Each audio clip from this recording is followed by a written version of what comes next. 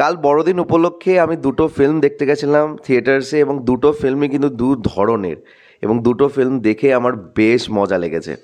Hello friends, welcome to my channel Subroki Bani. এখন আমি চালচিত্র movie review করতে চলে এসেছি, যেটা 20 ডিসেম্বর 2024 অনওয়ার্ডস থিয়েট্রিক্যাল রিলিজ পেয়ে গেছে। সেই সপ্তাহে আরও দুটো বড় রিলিজ এসেছিলো, যেই দুটো বড় রিলিজ অলরেডি আমি দেখে নিয়ে রিভিউ শেয়ার করে দিয়েছি চ্যানেলে, তোমরা গিয়ে চেক আউট করে আসতে পারো। But due to time management আমি চালচিত্র দেখে উঠতে পারিনি, তো ফাইনালি আমি দেখলাম। তো this film is directed by Pratim D Gupta, এবং এখানে একটা অনসম্বল কাস্ট আছে। কাস্টিংটাও ফ্যান্টাস্টিক আছে। Tota Roychowdhury, Anirban Chakraborty, Shantanu Maheshwari, Raima Sen, Swastika Dutta, Indrajit Bose, Tanika Basu and above all Ziaul Faruq Apurba এই ফিল্মটা দ্বারা ডেবিউ করছে। তো কেমন লাগলো আমার ফিল্মটা, এই সব কিছু তোমার সাথে শেয়ার করবো। So I are be waiting for, let's start with the video. ফিল্মটার ডিউরেশন হচ্ছে 2 ঘন্টার কাছাকাছি। Now this film is a investigation thriller film, এবং এখানে একটা ক্রাইম সংক্রান্ত কনসেপ্টকে আমাদের কাছে দেখানো হয়েছে উইথ আ ইনভেস্টিগেশন মেথড। এবং এই টোনটা কিন্তু আমরা 22শে শ্রাবণেও দেখে এসেছি, সৃজিত মুখার্জি পরিচালিত, এবং সেরকমই একটা প্যাটার্নে ফিল্মটাকে কিন্তু ফার্স্ট হাফটা রাখে। বাট যখনই সেকেন্ড হাফটা শুরু হয়, গল্পটা পুরোপুরি একটা অন্য দিকে চলে যায়, এবং সেই দিকটা দেখতে কিন্তু বেশ ভালো লাগে। ওই ক্যাট অ্যান্ড মাউস যে চেসটা, সেটা কিন্তু এই ফিল্মটা একটা ডিফারেন্ট ওয়েতে দেখানো হয়েছে, and all credit goes to Pratim D Gupta, যে এরকমভাবে সেটাকে প্রেজেন্ট করেছে।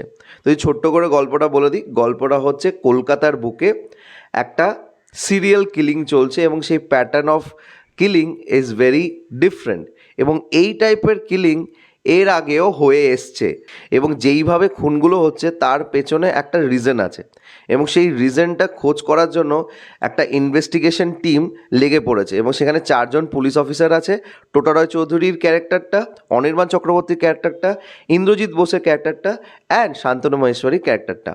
না, তাদের নিজের পার্সোনাল লাইফেও কিছু ডামাডোল আছে, এবং তাদের যারা পার্টনার্স আছে বা সো কল্ড লাভ ইন্টারেস্ট আছে, তাদের সাথেও কিছু গণ্ডগোল আছে। তো সেই গণ্ডগোলটাও আমাদের কাছে রাখা হয়েছে, তার সাথে সাথে ইনভেস্টিগেশনটাও চলে। তো finally who is the culprit, এবং সেই কালপ্রিটটা কেন এই খুনগুলো করছে, এই সব কিছু বিষয়ে জানতে গেলে তোমাদের এই ফিল্মটা দেখতে হবে। তো যেরকমটা আমি বললাম, first half of the film will remind you of 22শে Srabon. Still there are some points যেগুলো খুব ইনোভেটিভলি এখানে হ্যান্ডেল করা হয়েছে। সব থেকে বড় ব্যাপার হচ্ছে এখানে যে কাস্টিংটা আছে, তাদের যে পারফরমেন্সেসগুলো, সেগুলো প্রচণ্ডভাবে তোমাদের তাক লাগাবে, এবং প্রত্যেকজনের পারফরমেন্স আইডেন্টিক্যাল হয়েছে, মানে এক একজন এক এক রকম ওয়েতে তোমাদেরকে ইমপ্রেস করবে। এবং যতগুলো ক্যারেক্টার্স এই ফিল্মের মধ্যে আছে, প্রত্যেকের একটা নিজস্ব দ্বন্দ্ব আছে, সেই দ্বন্দ্বটাও খুব সুন্দরভাবে আমাদের কাছে রাখা হয়েছে in the first half. Special mention আমি দুটো ব্যক্তির অবশ্যই করব এত বড় অনসম্বল কাস্টের মাধ্যম দিয়ে। একটা হচ্ছে ব্রাত্য বসু, যার খুবই ব্রিফ অ্যাপিয়ারেন্স আছে, তবে যেইটুকুনি আছে তোমাদের অবশ্যই ভালো লাগবে। আর আরেকজন হচ্ছে তনিকা বাসু।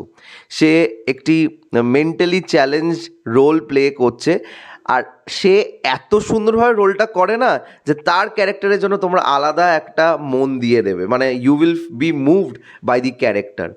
এবং আর যারা যারা আছে তারা নিজের নিজের জায়গা তো ভালো আছে। আর যেরকম আমি বললাম, অপূর্বদাকে আমরা ট্রেলার থেকেই বুঝে যাচ্ছিলাম যে হি ইজ দি অ্যান্টাগনিস্ট, এবং সেইভাবেই এখানে তাকে প্রেজেন্ট করেছে। তবে তাকে অনেকটা লেটে স্ক্রিন প্লের মধ্যে আনা হয়েছে, বলা যেতে পারে he is a kind of cameo in this film.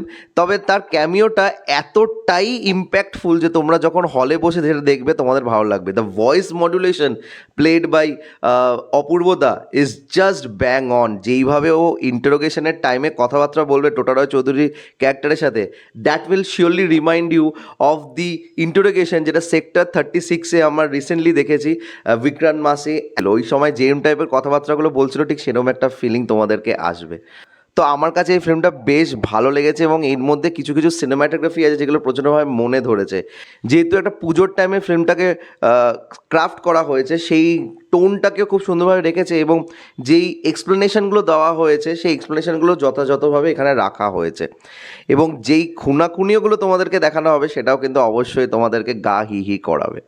তো this is something to watch out in big screen, and this film will surely going to move you, I am telling you. মানে এই ফিল্মটা, এই যে theatrical release হয়েছে এতগুলো, তার মধ্যে এই ফিল্মটা একটা one of the surprise black horse, মানে এই ফিল্মটাকে তোমরা যদি ইগনোর করো তোমাদেরই লস, ফিল্মটাকে যেভাবে তৈরি করা হয়েছে। এবং আমি যেহেতু প্রিয়াতে ফিল্মটা দেখতে গেছিলাম, প্রিয়া পুরো হল ভর্তি ছিল এবং সেখানে টিম এসে একটা অ্যানাউন্সমেন্ট করেছিল, সেই অ্যানাউন্সমেন্ট নিয়ে খুব শীঘ্রই ভিডিও নিয়ে আসছি, তোমরা চোখ রাখো আমার চ্যানেলে, একটা এক্সক্লুসিভ আপডেট দেবো অ্যাবাউট চালচিত্র। তো তোমাদের কেমন লেগেছে চালচিত্র প্লিজ আমাকে কমেন্ট করে জানিও, আর আমার যদি রিভিউটা ভালো লেগে থাকে don't forget to like share and subscribe my channel. আমার সাথে জুড়ে থাকার জন্য আমাকে ইনস্টাগ্রামে ফলো করতে পারো, ইনস্টাগ্রাম হ্যান্ডেল হলো সুপ্রো09bit2।